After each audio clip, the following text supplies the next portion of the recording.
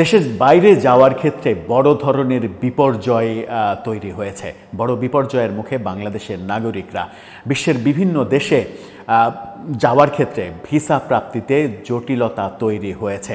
অন্তত ২০ থেকে ২৫টা দেশ ভিসা প্রক্রিয়ায় বড় ধরনের প্রতিবন্ধকতা তৈরি করেছে। যেটা শুরু করেছিল ভারত, সেই ভারত থেকে এখন সেটা বিশ্বব্যাপী ছড়িয়ে পড়েছে। কেন এটা হলো, কোন বাস্তবতায় এটা হলো? প্রফেসর ইউনূসের সরকার কি সত্যিই কূটনৈতিকভাবে চরমভাবে ব্যর্থ হয়েছে? সেই আলোচনায় করবে এই ভিডিওতে। থাকবেন পলিটিক্স টিভির নিয়মিত আয়োজনে।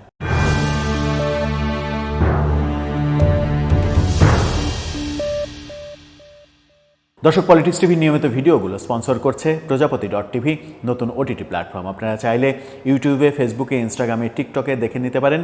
আর ডেসক্রিপশন বক্সে লিঙ্ক দেওয়া থাকবে, সেখান থেকেও আপনারা দেখে নিতে পারেন প্রজাপতির কার্যক্রম। চলে যাচ্ছি মূল ভিডিওতে। বলছিলাম, ভিসা প্রাপ্তি বড় ধরনের বাধাগ্রস্ত হয়েছে। এটা নিয়ে গণমাধ্যম খবরও করছে। একটি গণমাধ্যম যে খবর করেছে সেটা আপনারা দেখে নিতে পারেন। সেখানে বলা হচ্ছে, সারা বাংলা এই নিউজটা করেছে, সেখানে তারা বলছে যে বাংলাদেশিদের ভিসা প্রত্যাখ্যানের হার বাড়ছে, ক্রমাগত বাড়ছে। বিভিন্ন দেশ বাংলাদেশকে ভিসা দিচ্ছে না, ভিসা চাইলেই সেটা প্রত্যাখ্যানের ঘটনা ঘটছে। বেশিরভাগ ক্ষেত্রে এই দৃশ্য আমরা দেখতে পাচ্ছি।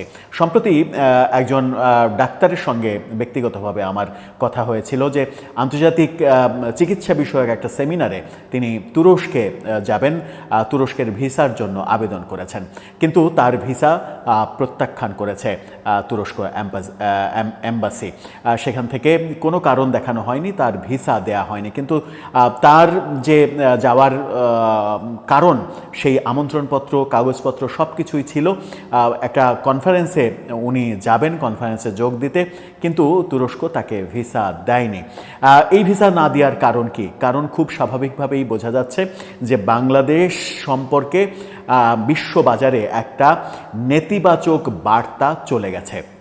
বাংলাদেশে শেখ হাসিনা সরকার পতনের পরে ডানপন্থী রাজনীতির কিংবা উগ্র সাম্প্রদায়িক রাজনীতির, কখনো কখনো জঙ্গিবাদের আরও বেশি উত্থানের ঘটনা নানাভাবে আলোচিত হয়েছে। এবং ভয়াবহভাবে যে ব্যাপারটা বিশ্ব মিডিয়াতেও উঠে এসেছে, সেটা হচ্ছে যে শেখ হাসিনা সরকারের পতনের পর বিভিন্ন কারাগার থেকে জঙ্গিরা একদিকে যেমন পালিয়ে গেছে, তেমনি বিভিন্ন জঙ্গিকে, বিভিন্ন মেয়াদের শাস্তি পাওয়া জঙ্গিদের জামিনও মিলে গেছে। তারা জামিন পেয়েছেন। অনেক ক্ষেত্রে এই জামিনের ব্যাপারে সরকার সহযোগিতা করেছে এমন অভিযোগ রয়েছে। গতকালকেই যাবজ্জীবন কারাদণ্ডপ্রাপ্ত এক জঙ্গি নেতার জামিনের ঘটনা আমরা দেখেছি গণমাধ্যমে, যিনি একজন ব্লগারকে হত্যা করার জন্য এই যাবজ্জীবন কারাদণ্ডপ্রাপ্ত আসামি, তার জামিন হয়েছে। এই ঘটনাগুলো নানাভাবে আতঙ্ক তৈরি করেছে। সম্প্রতি মালয়েশিয়ায় যে বাংলাদেশি জঙ্গিদের ধরা পড়ার ঘটনা বিশ্বব্যাপী আলোড়ন তৈরি করেছে, এবং মালয়েশিয়া তারপরে বহু বাংলাদেশিকে আবার ফেরত পাঠিয়েছে, এরকম ঘটনা আমরা দেখছি। মালয়েশিয়ায় ধরা পড়া বাংলাদেশিরা অন্তত ৩৫ থেকে ৪০ জন জঙ্গি কানেক্টেড, তারা আইএস সহ পাকিস্তানি পাকিস্তানি জঙ্গি বাহিনীর সঙ্গে একসঙ্গে কাজ করে, অর্থ ভাণ্ডার তৈরি করার চেষ্টা করে বিভিন্ন জঙ্গি গোষ্ঠীর জন্য। এই অভিযোগ করে মালয়েশিয়া সরকার তাদেরকে গ্রেপ্তার করেছে, কয়েকজনকে দেশে পাঠিয়েছে। এই ঘটনা কিন্তু আমরা দেখেছি। এই ঘটনার পরে মালয়েশিয়ার ভিসা তো বন্ধ হয়েছেই, বিশ্বের বিভিন্ন দেশে এই ইনফরমেশনটা চলে গেছে, যে কারণেই ভিসা বন্ধ হয়ে গেছে। ভারত তো পুরোপুরি ভিসা বন্ধ করে দিয়েছে। ভারতে প্রতি বছর লক্ষ লক্ষ মানুষ বাংলাদেশ থেকে চিকিৎসার জন্য যেতেন, সেই চিকিৎসা কার্যক্রম বন্ধ হয়ে গেছে ভারতে ভিসা না পাওয়ার কারণে। বহু রোগী বাংলাদেশে ক্যান্সার, লিভার সিরোসিস, হার্টের রোগী, বহু বড় বড় রোগের যে রোগীগুলো ভারতে যেতেন সুচিকিৎসার জন্য, যে চিকিৎসা বাংলাদেশে এখন পর্যন্ত বলা যায় যে বিশ্বমানের হয়ে উঠতে পারেনি বলে আলোচনা হয়, সেই চিকিৎসার জন্য যারা ভারতে যেতেন তাদের ভারতে যাওয়ার এবং চিকিৎসা নেওয়ার পথ বন্ধ হয়ে গেছে। ভারতে অপেক্ষাকৃত কম টাকায় চিকিৎসা সেবা পেতেন সেই মানুষগুলোই যদি মধ্যবিত্ত পরিবার কিংবা নিম্নবিত্ত পরিবার হয়, তাদের পক্ষে থাইল্যান্ড, আমেরিকা সহ অন্যান্য বড় দেশে যাওয়া সম্ভব নয়, কারণ সেখানকার চিকিৎসা ব্যয় আকাশচুম্বী, যেটা একেবারে সমাজের উঁচু শ্রেণীর যারা ধনিক বণিক শ্রেণী তাদের ছাড়া সম্ভব নয় থাইল্যান্ডে যে চিকিৎসা কার্যক্রমে অংশ নেওয়া। ভারতের বিকল্প হিসেবে সরকার কখনো চীনের কথা বলেছে যে চীন বাংলাদেশের চিকিৎসা সেবায় সহযোগিতা করবে, এরকম নানা কথা শুনেছি।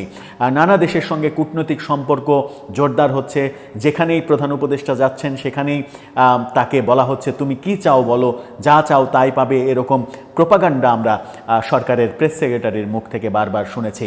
কিন্তু বাংলাদেশে ওই অর্থে বিদেশিদের কোনো সাহায্য গত 1 বছরে আমরা দেখিনি। বিদেশি বিনিয়োগ 1 বছরে বন্ধ হয়েছে এবং বলা হয় যে 75 থেকে 80% বিনিয়োগ বাংলাদেশে কমে গেছে। এরকম অবস্থায় আবার কদিন আগেই রিপোর্ট হয়েছে যে বিভিন্ন কৌশলে বড় বিনিয়োগকারীরা তাদের বিনিয়োগ তুলে নিচ্ছে। এই ভয়াবহ যখন বাণিজ্যিক অবস্থা, তখন ভিসা কার্যক্রমে যে প্রতিবন্ধকতা, সেই প্রতিবন্ধকতা তৈরি হয়েছে।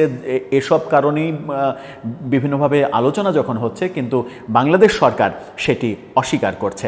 বাংলাদেশ সরকার সেটি অস্বীকার করে যেটা বলেছেন পররাষ্ট্র বিষয়ক উপদেষ্টা তৌহিদ হোসেন, যেটা বলেছেন কোন দেশ কাকে ভিসা দেবে সেটা তাদের নিজস্ব এখতিয়ার, কিন্তু বাংলাদেশিদের ভিসা প্রত্যাখ্যানের মূল কারণ জাল তথ্য দিয়ে আবেদন। তারপরে উপদেষ্টা আরও বলেন একজনের মিথ্যা তথ্য দেওয়ার জন্য বাকিদেরও সমস্যা হয়। মিশনগুলো যখন দেখে বাংলাদেশিরা জাল তথ্য দিয়ে আবেদন করছে, তখন ত্রুটিপূর্ণ আবেদনগুলো নিখুঁতভাবে যাচাই বাছাই করতে গিয়ে অতিরিক্ত সময় লাগছে। ভুয়া নিয়োগপত্র দাখিলের কারণে ভিসা প্রত্যাহারের হার আগের চেয়ে বেড়েছে। এখানেই প্রশ্ন যে যদি ভুয়া কাগজপত্র দিয়ে আবেদনের ঘটনার কারণেই ভিসা কার্যক্রম বন্ধ হয়ে যায় বিশ্বব্যাপী, তাহলে তো প্রশ্ন আসবেই যে আগের থেকে বাড়লো কেন? তার মানে কি ফ্যাসিস্ট সরকারকে বিদায় দিয়ে আমরা আরও নৈতিক অধঃপতনের দিকে গিয়েছি? আমরা কি আরও বেশি জাল কাগজপত্র দিচ্ছি? বিগত সরকারের আমলে এই ধরনের অভিযোগ আমরা শুনিনি যে ভিসার প্রতিবন্ধকতা তৈরি হচ্ছে কিংবা কোনো দেশ ভিসা দিচ্ছে না, যেটা ঢালাওভাবে বহু দেশের ক্ষেত্রে 2-4টা ব্যতিক্রম দেশ ছাড়া বহু দেশের ক্ষেত্রে এই প্রতিবন্ধকতা তৈরি হচ্ছে। যখন গুরুত্বপূর্ণ দেশগুলো ভিসা দিচ্ছে না, তখন সরকার পাকিস্তানের সঙ্গে কূটনৈতিক পাসপোর্টধারীরা যেন অন অ্যারাইভেল ভিসা পায় সেই ব্যবস্থা করছে। অর্থাৎ পাকিস্তানি কূটনৈতিক পাসপোর্টধারীরা, কূটনীতিবিদরা এবং সরকারি কর্মকর্তারা বাংলাদেশে আসলে অন অ্যারাইভেল ভিসা পাবে, বাংলাদেশ থেকে পাকিস্তানে গেলে অন অ্যারাইভেল ভিসা পাবে। এই দেন দরবার করতে সরকার ব্যস্ত, যেটা হাস্যকর এবং প্রচণ্ডভাবে সমালোচিত হয়েছে। অনেকে আবার বিশেষ করে আওয়ামীপন্থীরা এই সমালোচনাও করেছেন যে যারা পরিস্থিতি খারাপ দেখলে পালিয়ে যেতে চান, তারা পাকিস্তানে খুব সহজে যেন পাকিস্তানে গেলেই অনারাইভেল ভিসা পাওয়া যায় এরকম পরিবেশ তৈরি করতে চান, এখন থেকেই যেন সুযোগ বুঝেই পাকিস্তানে পালিয়ে যাওয়া যায়। এরকম সমালোচনাও কিন্তু আওয়ামী লীগের যারা বিশ্লেষক, বুদ্ধিজীবী কিংবা আওয়ামী লীগ যারা করেন, তারা সামাজিক যোগাযোগ মাধ্যমে এই আলোচনাগুলো উস্কে দিচ্ছেন।